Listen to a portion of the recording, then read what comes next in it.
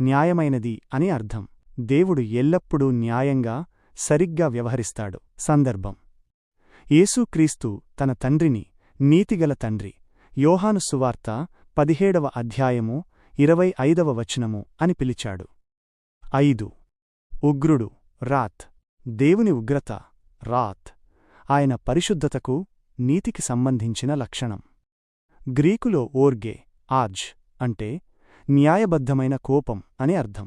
సందర్భం: దేవుని ఉగ్రత భక్తిహీనుల మీద ఉన్నది. రోమీయులకు వ్రాసిన పత్రిక 2వ అధ్యాయము 8వ వచనము. ఆయన ప్రేమ ఎంత నిజమో, ఆయన నీతిని ఉల్లంఘించేవారి పట్ల ఆయన కోపం కూడా అంతే నిజం. దేవుడు విశ్వాసులకు తండ్రి, ఫాదర్ టు బిలీవర్స్. ఇది వ్యక్తిగత సంబంధానికి సంబంధించిన అత్యంత మధురమైన లక్షణం. 1. మనకాయన కేవలం దేవుడు కాదు, తండ్రి.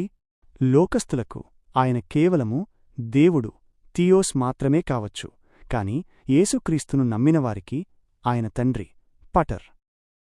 సందర్భం: మనకు ఒక్కడే తండ్రి, ఆయన దేవుడు. మత్తయి సువార్త 23వ అధ్యాయము 8, 9వ వచనములు. కొరింథీయులకు వ్రాసిన మొదటి పత్రిక 8వ అధ్యాయము 6వ వచనము. 2. మనము అబ్బా, తండ్రి అని పిలవగలుగుతున్నాం. గ్రీకు పదం పాతేర్, పాటర్తో పాటు హీబ్రూ, అరమేయిక్ పదం అబ్బా, అబ్బా కూడా వాడబడింది. అబ్బా అంటే డాడీ లేదా ప్రియమైన తండ్రి అని అత్యంత ఆత్మీయమైన పిలుపు.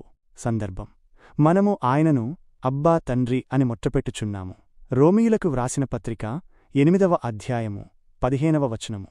గలతీయులకు వ్రాసిన పత్రిక 4వ అధ్యాయము 6వ వచనము. 3. తండ్రిగా ఆయన ఆదరణ.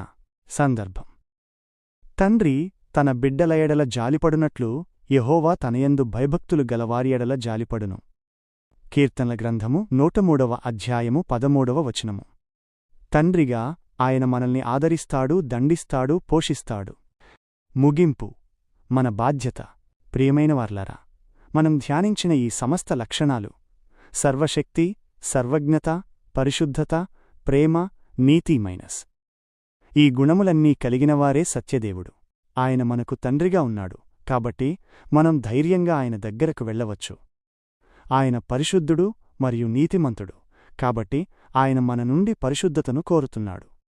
ఆయన సర్వజ్ఞుడు మరియు సర్వంతర్యామి గనుక మన చర్యలన్నీ, మన ఆలోచనలన్నీ ఆయన దృష్టిలో ఉన్నాయి. మీరు నిత్యం పరిశీలించబడుచున్నారు. జాగ్రత్త! ఆ నిత్య దేవునికి భయపడి ఆయన లక్షణాలు